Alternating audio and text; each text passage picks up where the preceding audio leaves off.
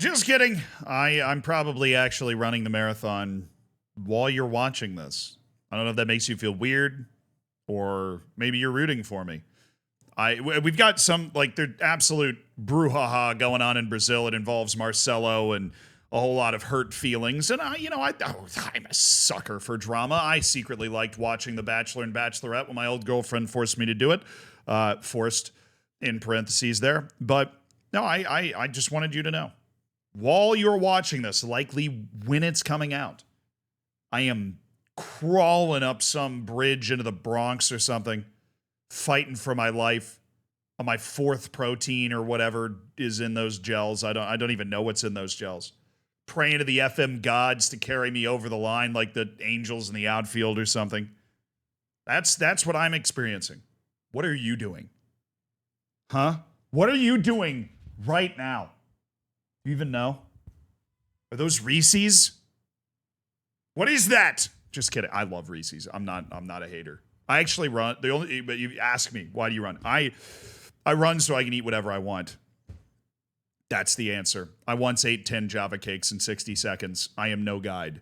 But yeah, no, thank you again for bullying me to run. I'm running the marathon today, and it just feels like relevant personal information. I'm sure the next time I record this, I'll brag about it a little more, and then I promise I won't mention it again until I eventually get forced by my friends to sign up to run it again, which is what happened this year. So Brazil, one of the kingdoms of nonsense, right?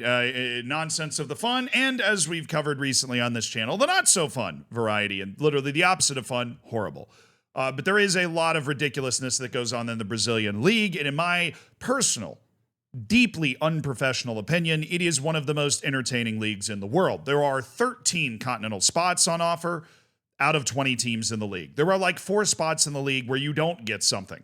Everybody wins a prize. Except sometimes that prize is a bag of shit because you just get relegated, right? But there is so much going on when you look at a Brazilian Serie C table, 13 through 16. Those are the only spots that don't get awarded anything. And if you're in one of those 4 spots, man, look at the point differences. You can be in the relegation zone, and let's say Atletico Paranaense just wins the last couple of matches. Well, boom, they just yeet themselves on up into a continental position overnight, right? Copa Sudamericana group stage is within reach. But it is in this no man's land that we find Fluminense, a club that you very likely heard of. They will be playing at the Club World Cup this next summer because they won the South American Championship last year. They won the Copa Libertadores last year, right? Brazil's been running that competition like crazy. 4 of the last 5 final Libertadores matches, like 4 of the last 5 finals have been Brazilian team against Brazilian team. Fluminense finished 7th in the Brazilian Serie A last year. They finished 7th in the league.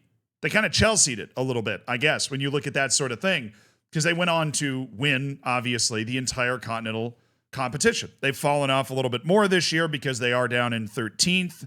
And that makes this a very important run into the end of the season, last 6-7 games, right? You're trying to get yourself into continental competition because you don't want to be one of the few relevant Brazilian teams that is somehow not involved in continental competition in this ridiculously tight league, except for this, one team down here. I don't know what they're doing. They're only on 22 points. They didn't get the whole competitiveness memo. But Fluminense playing important matches. And they are going into the final couple minutes of a match against Grêmio, right? I know if I flim it up, then I'm going to get closer than me just saying Grêmio, so I went for it. They're up 2-1. They've got a 2-1 lead. I just wanted you to know Martin Braithwaite, yes, that Martin Braithwaite, scored in this match. He scored for Grêmio, which I find devilishly interesting, right? What a random ass name for you to hear in this video that has nothing to do with anything to do about Martin Braithwaite or his entire saga at Barcelona or just his hairline, which might be one of the few on the planet that's worse than mine. Hence the hat. They scored 2 goals. Jonathan Arias scored the first one. He's kind of an FM legend. Not an FM legend, but a good guy to sign on FM. They get the second goal in the 66th minute, and Fluminense is in the lead. The coach reaches to the bench as they're headed into stoppage time and is looking to make a substitution. He's grabbed this guy named Marquinhos. I just pulling up the picture. It is not the Marquinhos, of not the one that's center back flavored, right? He's not coming in. And he reaches for Marcelo. You might have seen a lot of this coverage about Marcelo being super emotional after he won Copa Libertadores with his boyhood club last year. He played at Fluminense before he moved to Real Madrid at the age of 18. And then, of course, he won 35 trophies. And he came back. Right? It's kind of every footballer's dream career. You come up at your boyhood club, you leave, you go play for a Real Madrid type club, and then you come back and you're able to finish your career at that club and then bring them more glory. Right? Well, Marcelo did not start this match. And he is called upon by the coach to sub in. And at that point, we'll just kind of let this video go. So this is the coach, decked out in his polo, and this is Marcelo. Right, he's being briefed. They do the clock in 2 segments of 45, so we're basically in the 90th minute right now when he's being briefed to come on the field. Right, and you see the coach tap Marcelo on the shoulder, and then you see Marcelo kind of shaking his head. Like, clearly, in this moment right here, the coach hears something that Marcelo said, and it was less than satisfactory. Right, he hears something Marcelo said and goes, "The fuck you say to me, you little shit?" Like one of the, it was Ninja, but like not in Fortnite and less blue hair or just hair at all. He then checks up again. He's like, "Yo, I just want to make sure I fucking heard what you said, bitch." Right? Like, and then Marcelo basically is like, "Yeah, that's what I said." Shakes his head. And then the coach, not violently, not in a way that I would find threatening at all, kind of ushers Marcelo back. And makes it clear, like just kind of ushers him back and makes it clear Marcelo's not going in, at which point Marcelo is a little surprised by what's happening. You can see him go like, "What, coach? What are you doing?" And the coach points at the bench and he goes and gets a guy named John Kennedy, right? Ominous. I had to check the stands for snipers before he went out on the field. John Kennedy comes in, bingo, bango, bongo, penalty in the 99th minute, and Gremio scores, Gremio. That was terrible. Gremio. I think I've strained my throat before the marathon. Or this is just a convenient excuse for me having already strained my throat. Is it? The funny thing about this is I have the buttons set up to zoom like that for my stream, but I don't have any button to cut back just to this camera, so I had to go and click on that manually, and that made me feel like an idiot. But basically, Marcelo has this disagreement, whatever it is, doesn't come in. They give up the equalizing goal. They drop the 2 points. And that's why you're looking at this. They're not in 12th. Because if they'd scored that goal, they'd be right next to Gremio, right? They would be in 12th and tied on points with Gremio. Now they've got 1 point from their last 2 matches. And they're, if you're trying to chase maybe top 6 or top 7, you're basically out of it. You got 9 points all the way to get into the top, 7, where you have a chance, if if Brazil wins, I don't know. You can get into Copa Libertadores qualifiers or something if you're in 7th, if all things go your way, but clearly they didn't.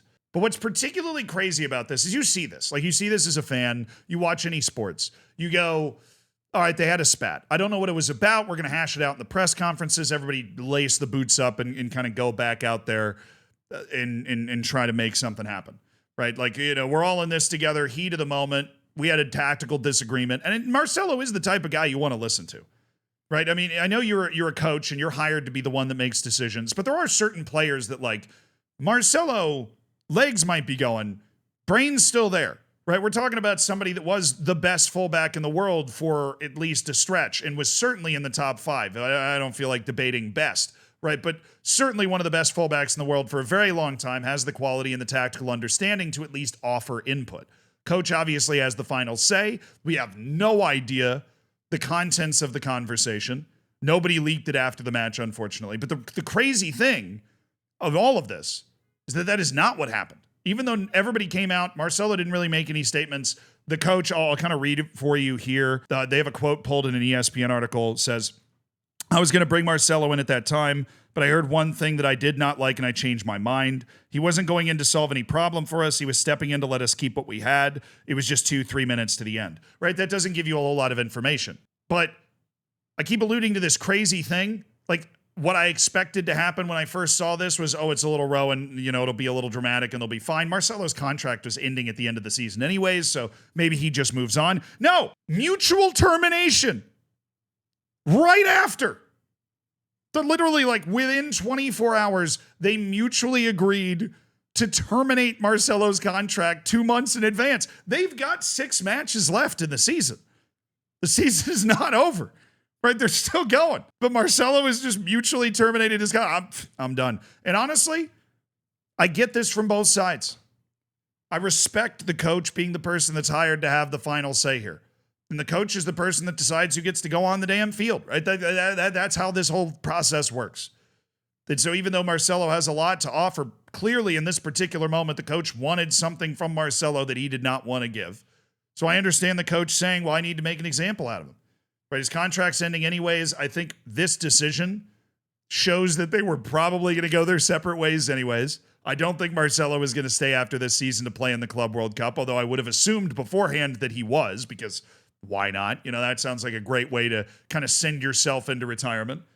And then on Marcelo's side, you've already done, this isn't the season they wanted.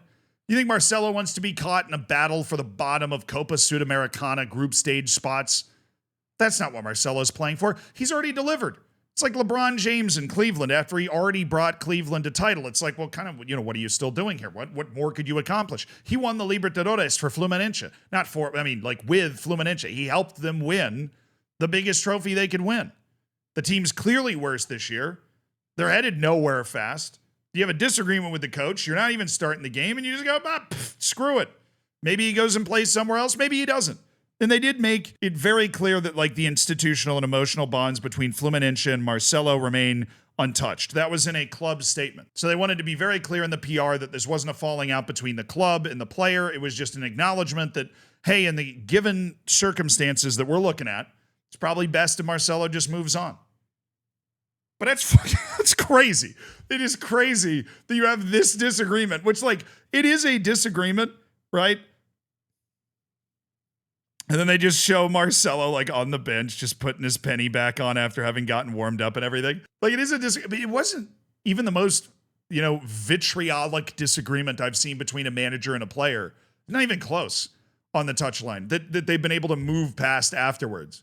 They had a spat. The coach is like, you're not subbing in. Oh, by the way, you're fucking cut. You're off the team. See you later. Bye. But then there's this great article on BN Sports, like, should Real Madrid re-sign Marcelo after a rift with the Fluminense coach? Would you want that? Probably not. We're talking about a guy that wasn't even starting in this match. His best years are obviously behind him. But I love the thinking. Marcelo is now available to join Inter Miami along with everybody else. I gotta go run a marathon. It's the last one I'm doing before that. So when I see you guys, I will have traveled some distance at some speed.